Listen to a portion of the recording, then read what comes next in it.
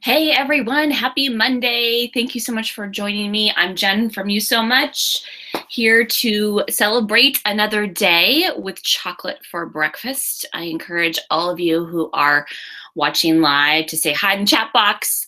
Tell me what you're celebrating today. Tell me who you're celebrating, what you're celebrating with. If you don't like chocolate, you can have wine or champagne for breakfast. Why not, right? Mimosas. Or maybe you would rather have a candle or something else to signify your celebration. Whatever it is, I encourage you to celebrate something today and recognize those things in your life that are worth celebrating. And it will help really refocus your brain to think about the things that are going right in your life.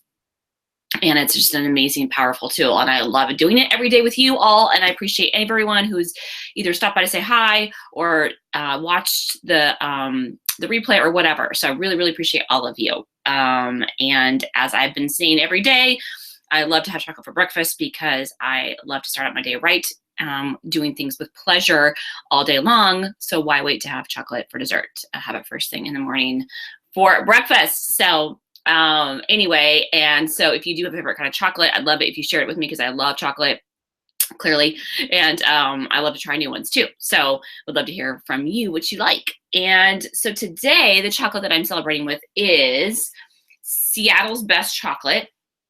What I love about Seattle's Best Chocolate is they have bars as well as little individual pieces like this that are wrapped up. You can buy individually or you can buy like in a bag. But it's nice because if you just want a little bit of chocolate, you don't want to have to like have a whole bunch left over. You just want a little taste. This is a perfect chocolate to get. And Seattle's Best Chocolate, one of the things I really love about them is that they have a truffle bar. In fact, most of their chocolates are truffles. Not all of them. They do have some that are not. But I have discovered, I think it's one of the reasons why I love missionary chocolate so much. I've always talked about them on this channel. Is that they are a truffle. And Seattle's Best makes a truffle bar, quite a few different flavors and varieties of truffle bars. And so I really love that about Seattle's Best Chocolate. I think one of the only other truffle bars I've ever seen is Trader Joe's. I've talked about their chocolates. They have some truffle bars also. But generally speaking, usually chocolate truffles come like in individual pieces like this, or like the missionary chocolates in a box type of thing. So anyway, so I'm going to try this one. I couldn't even tell what flavor this one was when I picked it up. It's like a pink wrapper.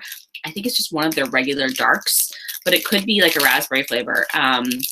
It didn't have the flavor on the outside. It was like one of those like containers where you can pull out individual pieces, and I couldn't tell. So let's just give it a try. Let's see what it is.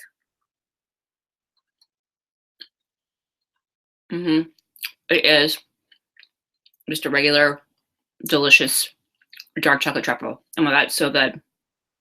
I just love truffles so much. They just are so nice and smooth. And oh, this is so good. Highly encourage you to go get yourself a Seattle's Best Chocolate bar. All right. Let's see here. Yum, yum, yum, yum. So let's celebrate, people. The first thing I am celebrating today is pacing. So I think I mentioned yesterday that I was going to the Symphony with my daughter yesterday afternoon. And it was absolutely incredible. It was all this tango, flamenco music. And so they had this, I think it was a group or a band that I think is named Pacific Tango, something like that. I'll find out who they are and put them in the link in the description below. And they played with the Organ Symphony. And then on top of that, they had a couple of tango flamenco dancers. And then they also had a singer on stage. And then a couple of people from this Pacific Tango troupe did some solos. And then they also had this guy there who was originally from Argentina, who moved to New York. And then he's been playing this instrument in New York for a very long time and flew out to play specifically for this show with Organ Symphony.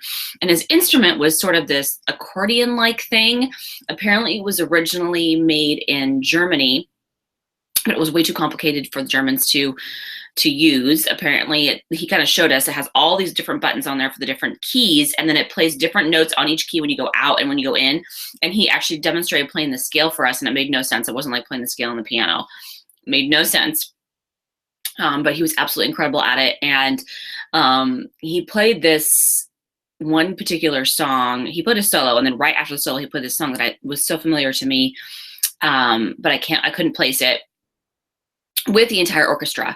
And it was so incredible. It just moved me to tears. And it reminded me about how pacing can really help you tell a story without even words, right? It can help really increase the emotional connection you have to any kind of creative piece, whether it's poetry or story, or obviously in this case music, because there was no words. It was just all all instrumental in this particular song. And I felt it on this like emotional level in my soul, where I was like crying by the end of the piece, because it was so beautiful, but also the pacing of it.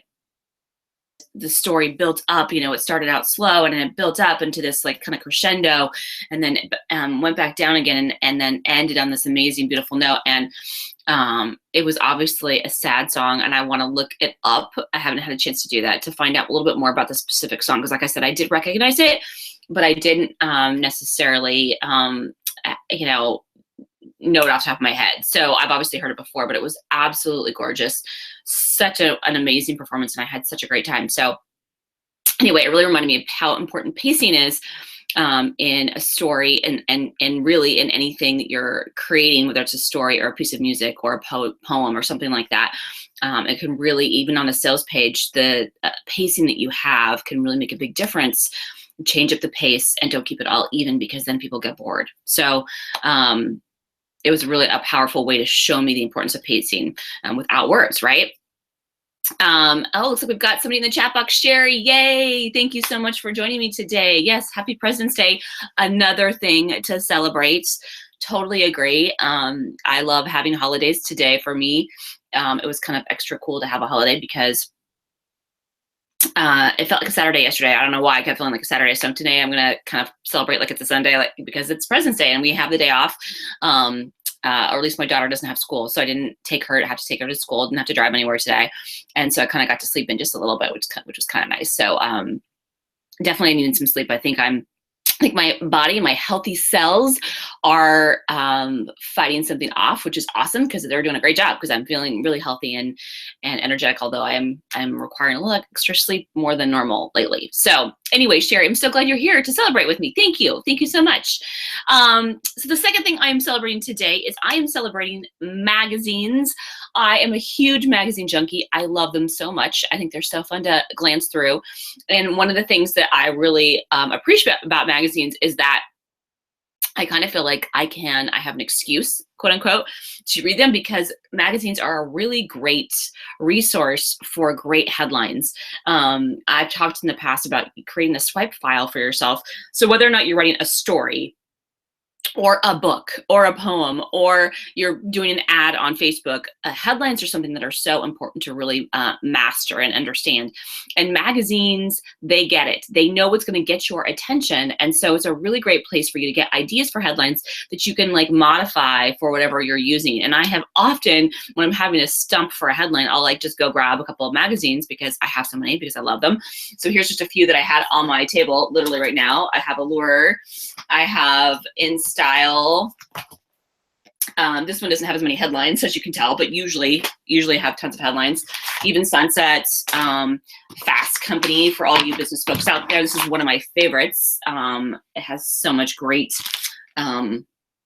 content in Fast Company. I love this magazine.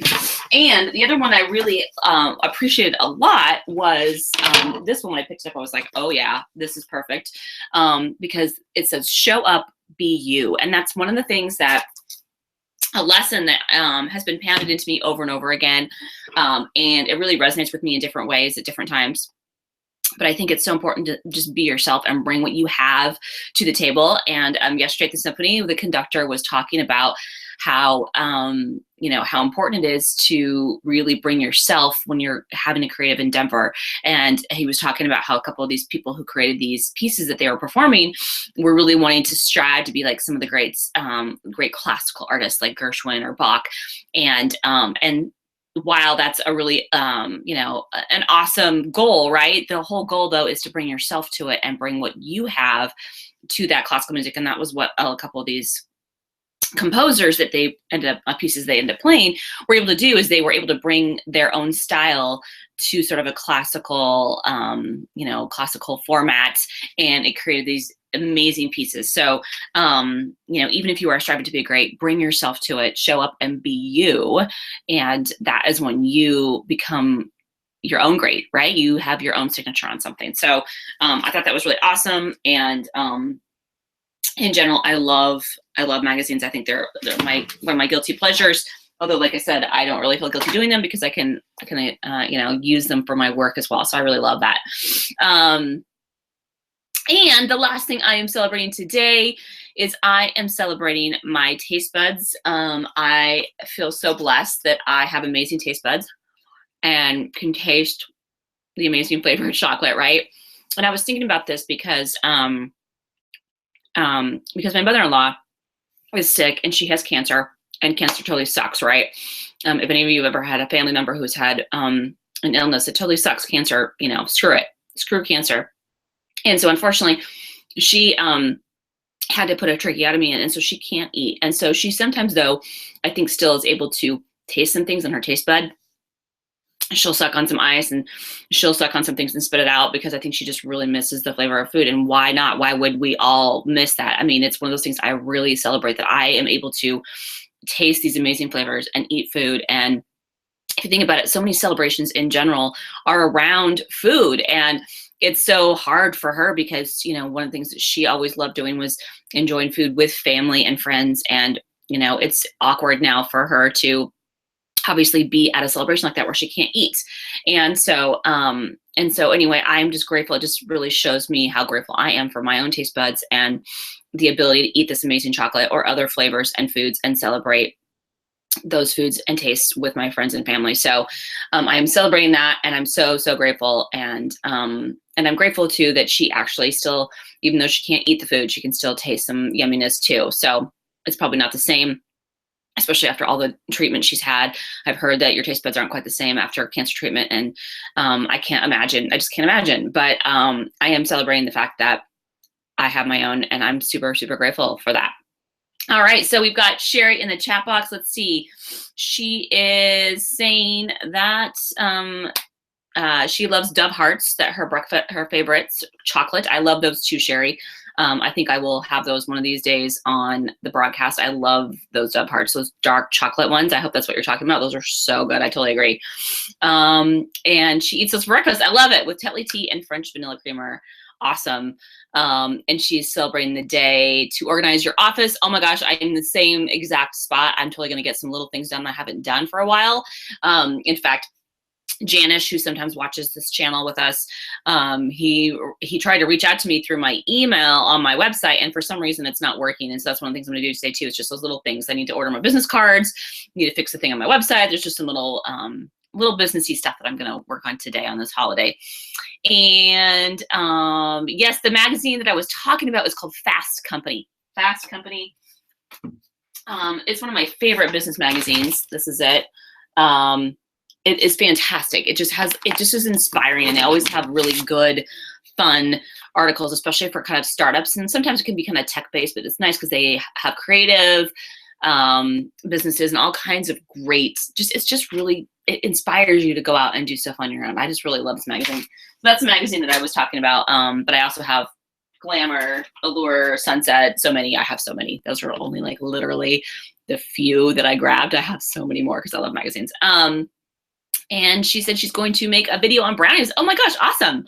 I love it. Please share the video on brownies with me, because brownies are obviously another form of chocolate, right? And chocolate for breakfast, brownies are awesome. I had some brownies at my niece's birthday party the other night. And in fact, we rarely make brownies around here. The only reason why is because my daughter loves them so much, she'll literally eat the whole pan. And so we just rarely make them because she's going to eat them all up. So it's kind of funny. But we do it for special occasions. And you also turned your garage into a sewing room. I love it. I totally get it. It's a great place to go off on your own, right? We actually have two offices here, one upstairs, which I'm in right now. It's kind of almost like a little nursery room off the bedroom. And then we have one downstairs in our basement. The problem is the basement one is a little bit more private, and It's a little bit more roomy. This one's almost like a little mini closet. Not quite. It's a little more roomy than that. But this is the one I'm going to remodel. I'm going to make it, redo the wallpaper and kind of make it a place where I can do my YouTube videos and make it look a little classier. I'm excited about that. But the one in the basement, I really love because, like I said, it's more private, but it's freezing cold down there. It's so cold because it's closer to the, it doesn't have its, not connected to our furnace system, so we have to put our own heater, little mini heater in there, and it's directly has all the windows, on along the foundation. It just gets really cold in there in the winter. In the summertime, it's great, but the wintertime, I just hardly ever go down there. So anyway, I love it, Sherry. Thank you for joining and celebrating with me. And if you happen to be watching on the live replay, please do share in the comments below what you're celebrating. Love to hear from you, and love it that you're celebrating with me. And I really appreciate it. And hopefully we'll see you guys tomorrow at 9:30 a.m. again. And thanks, y'all. See you later. Bye.